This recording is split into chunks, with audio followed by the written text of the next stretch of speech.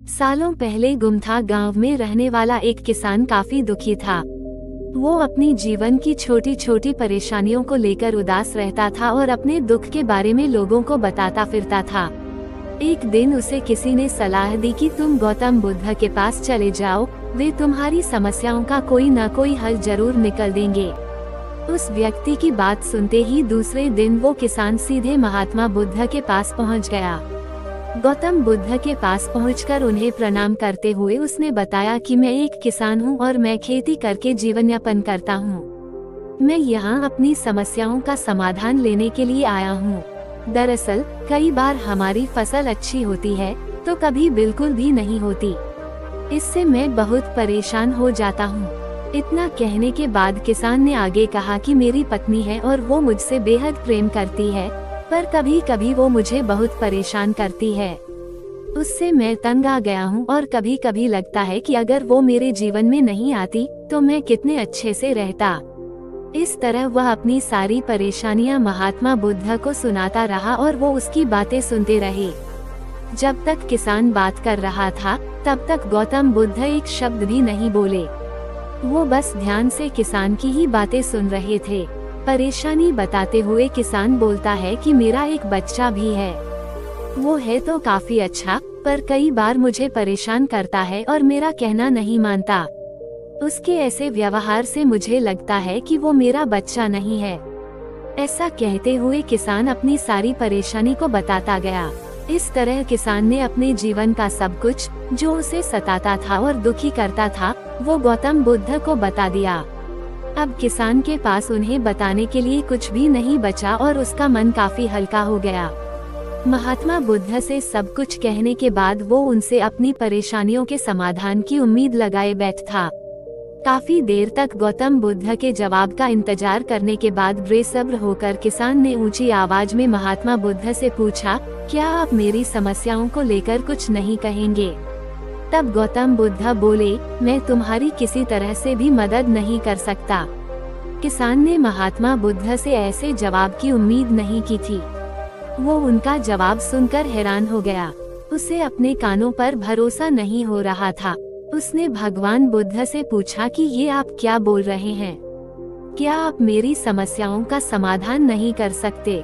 मैंने सुना है कि आप सभी की समस्याओं का समाधान करते हैं, तो मेरी समस्याओं का क्यों नहीं करेंगे? महात्मा बुद्ध इस बात पर किसान से कहते हैं कि आपके जीवन में जितनी कठिनाइयां हैं, उतनी हर किसी के जीवन में होती है और सबको अपनी छोटी समस्याएं भी बड़ी लगती हैं। आपके जीवन में कोई ऐसी समस्या नहीं है जो दूसरों को न हो। हर व्यक्ति को अपने जीवन में सुख दुख का सामना करना पड़ता है। हम चाहे जितनी भी कोशिश कर लें, लेकिन हमारे जीवन में सुख और दुख दोनों आएंगे ही आएंगे। कई बार हमारे अपने हमें बेगाने लगने लगते हैं, तो कई बारी बेगाने हमें अपने लगने लगते हैं। सभी का जीवन ऐसी समस्याओं से घिरा हुआ है जिसका कोई समाधान नहीं है। अगर किसी के जीवन से एक समस्या जाती है तो दूसरी समस्या आ जाती है। ऐसे में तुम एक समस्या का आज समाधान कर लोगे तो तुम्हें कल दूसरी समस्या का सामना करना पड़ेगा। यही जीवन का एक अटल सत्य है। बुद्ध की बातें सुनकर किसान को गुस्सा आ जाता है और वो उन्हें बोलता है कि लोग आपको महात्मा कहते हैं। मैंने लोगों से ये भी सुना है कि आप सबकी परेशानी दूर करते हैं, पर मेरी समस्या का निवारण करने के बजाय आप मुझे फिजूल की बातें बता रहे हैं। मैं आपके पास बहुत उम्मीद लेकर आया था, पर अब मुझे लग रहा है कि आपके पास मेरा आना व्यर्थ हुआ।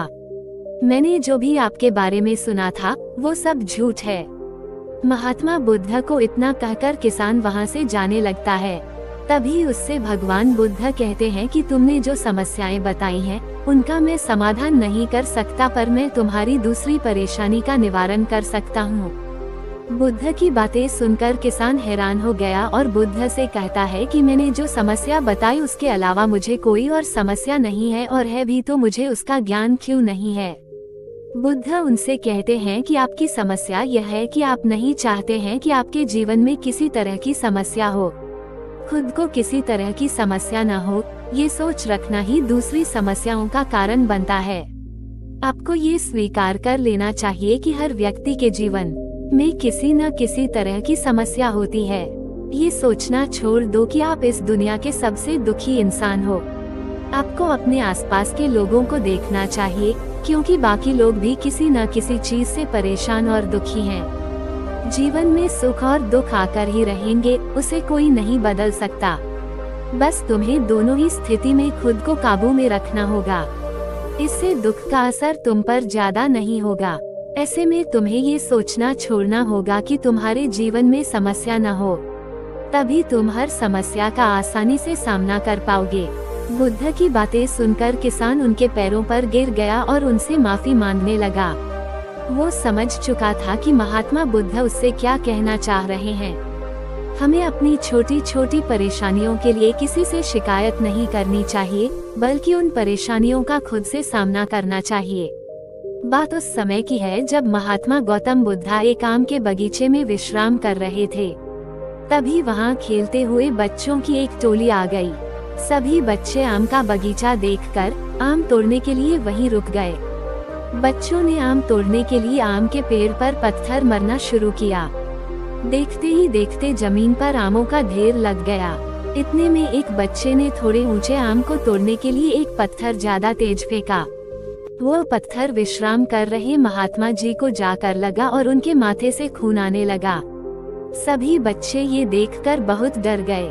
उन्हें लगा अब तो बुद्धा जी उनको बहुत डांटेंगे। तभी उनमें से एक बालक डरता हुआ महात्मा जी के पास गया और उनसे हाथ जोड़ते हुए बोला, हे महात्मा, हमसे बहुत बड़ी गलती हो गई है, हमें क्षमा कर दीजिए। हमारी वजह से आपको ये पत्थर लग गया और आपके माथे से खून आ गया।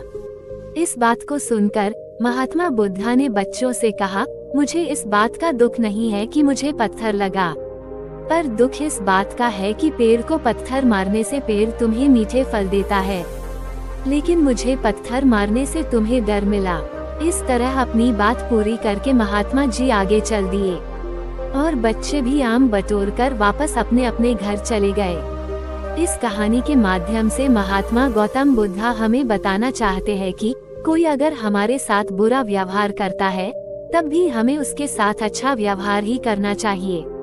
जिस प्रकार पेड़ को पत्थर मारने पर भी वो बदले में मीठे फल ही देता है, उसी प्रकार हमें भी सभी के साथ मधुर व्यवहार रखना चाहिए।